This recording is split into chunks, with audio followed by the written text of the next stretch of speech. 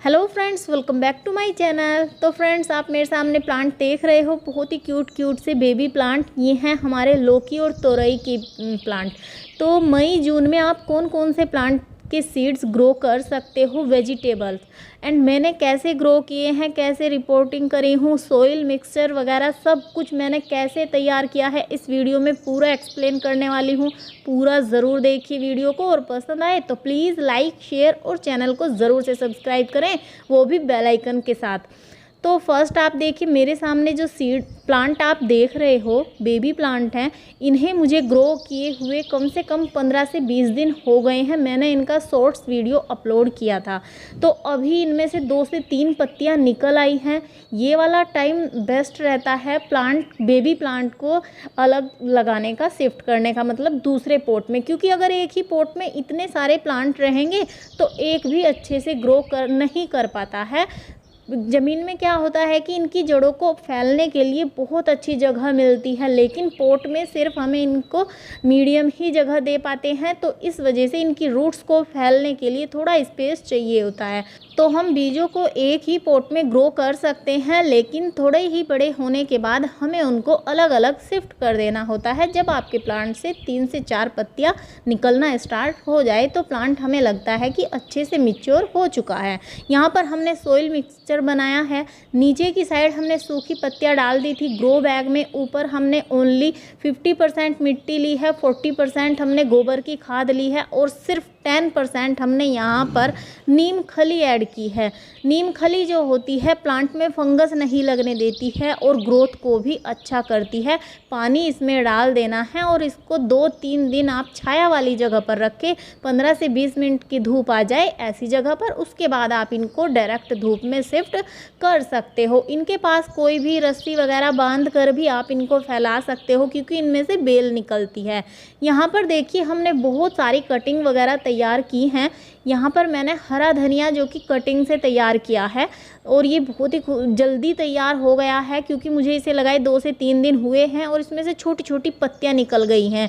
यहाँ पर मैंने कुछ जेड प्लांट की कटिंग लगाई है, एग्लोनिमा की कटिंग लगाई है, सॉन्ग ऑफ इंडिया की कटिंग लगाई है, और मैंने यहाँ पर सेफ्लेरा जो प्लांट होता है, अम्ब्रेला, उसकी भी कटिंग ग्रो की है। तो कटिंग आप जब भी ग्रो करें, एक तो सॉफ्ट मिट्टी में तैयार करें, जैसे कि वर्मी कंपोस्ट, कोकोपीट एंड गोबर की खाद। और मिट्टी अगर ले रहे हो तो बिल्कुल भी चिकनी नहीं होनी चाहिए। तो देखिए, मेरी मिट्टी बिल्कुल भी चिकनी नहीं रहती है। ये मैं सोइल मिक्सचर जो है अपना पहले से बना कर रखा है। इसमें हमने 40% मिट्टी ली है, 20% सैंड लिया है, एंड इसमें 20% ही गोबर की खाद है। और उसके बाद अगर आप के पास नीम खली है या फिर पत्तियों की खाद है तो आप उसमें 20% ऐड कर सकते हो। इस तरीके से आपका बेस्ट सोइल मिक्सचर हो जाता है।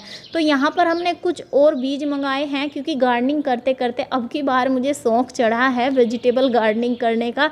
तो मैंने काफ़ी सारे सीड्स मंगाए हैं, जैसे कि करेला हो गया, टमाटर हो गया, बैंगन हो गया, तोरई हो गए, और शिमला मिर्च के भी मैंने बीज मंगाए हैं। इनमें से कौन कौन से ग्रो होंगे, कैसे ग्रो होंगे, या फिर मैं कैसे इनकी केयर करूँगी, कौन सी खाद डालूँगी, कुछ हमारे वेजिटेबल्स हमको मिलेंगे नहीं, वो सब मैं आपको टाइम टाइम पर अपडेट देती रहूँगी, या तो शॉर्ट्स के थ्रू या फिर लॉन्ग के थ्रू। इन्हें ग्रो करने के लिए मैंने यहाँ पर ग्रो बैग चूज़ किए हैं।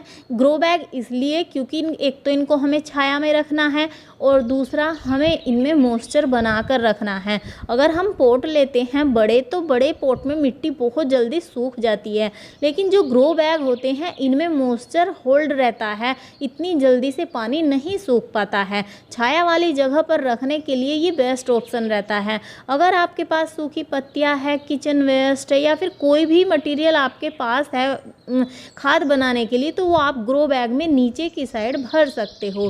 सोइल मिक्सचर मैंने आपको बता दिया है। उसके ऊपर हमने यहाँ पर करीब 10% ओनली नीम खली हम डाल रहे हैं, ताकि सीड्स जो हैं अच्छे से ग्रो हो जाएं और ख़राब ना हो, फंगस ना लगे, क्योंकि बैक्टीरिया कई बार हो जाते हैं। जैसे गोबर की खाद अगर हमारी थोड़ी भी गीली रह जाती है तो उसमें कई बार होता है कि फंगस, बैक्टीरिया वगैरह हो जाते हैं।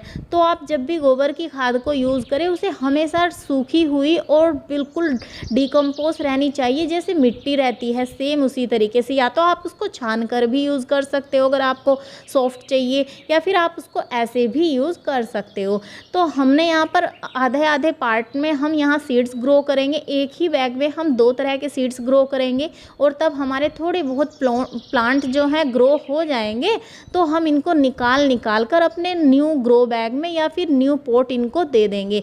एक साइड हमने यहाँ पर बैंगन के सीड्स डाल दिए हैं, और दूसरे साइड हम यहाँ पर शिमला मिर्च के सीड्स डाल रहे हैं। तो आप चाहें तो इन्हीं को अलग अलग पॉट में भी लगा सकते हो, या फिर मेरे पास इतने सारे पॉट नहीं थे फ़िलहाल कि मैं इन बीजों को अलग अलग लगाती, और इतने छोटे छोटे इतने सारे बीज, इतने सारे पॉट हम लाएंगे भी कैसे। तो मैंने एक ही पॉट में इतना सारा ये डाल दिए हैं। इसके बाद हमारे पास ब्लैक कलर के तोरई के सीड्स हैं। इनको हमें नीचे की साइड से इस तरीके से लगाना होता है। सिर्फ आधे आधे इंच के गैप में आप इनको भी ग्रो कर सकते हो। तोरई, लौकी और करेला, ये जो प्लांट ऐसे होते हैं जिन्हें आप ग्रो बैग में या फिर बड़े सीमेंट पॉट में, और मेरे ये ग्रो बैग 12 इंच के हैं, लेकिन मैंने क्या किया, इनको बीच से फोल्ड कर लिया, क्योंकि अभी हमें इतने बड़े ग्रो बैग की ज़रूरत नहीं है।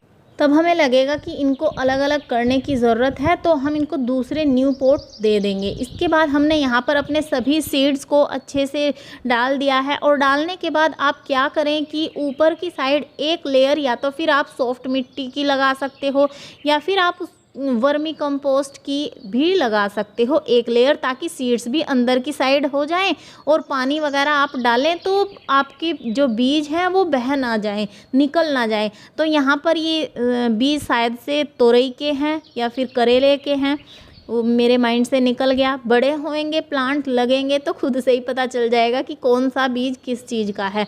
तो ये भी हमने एक पॉट में ही ग्रो कर दिए हैं। इनको मैंने प्लास्टिक पॉट में ग्रो किए हैं।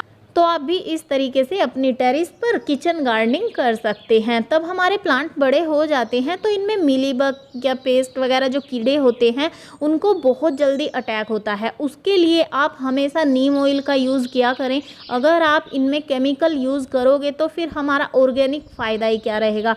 तो आपको नीम ऑयल का यूज़ करना है, और नीम ऑयल आपको ईजी से मार्केट में मिल जाता है। नीम ऑयल बनाना कैसे है मैंने उस पर वीडियो बनाया हुआ है, आप चाहो तो चैनल पर जाकर चेक कर सकते हो। अदरवाइज़ तो जब मेरे प्लांट बड़े हो जाएंगे मैं इनके ऊपर स्प्रे करूँगी आपको, तब भी मैं वीडियो बनाकर बता दूँगी। तो मैंने देखिए यहाँ पर सभी सीड्स को लगाकर ऊपर की साइड से एक लेयर बना दिया है, और अब हमें इनको सुबह की सिर्फ आधा घंटे की धूप मिले ऐसी जगह पर रखना है, छाया वाली जगह पर।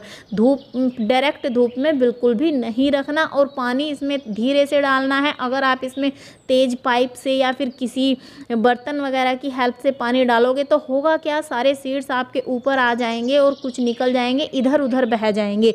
जितना ज़्यादा हिलाओगे, डिस्टर्ब करोगे, उतना ही ज़्यादा टाइम ये ग्रो करने में लगाते हैं।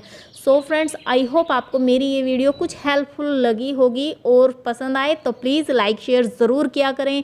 मिलते हैं नेक्स्ट एक बढ़िया सी वीडियो में, तब तक के लिए बाय बाय।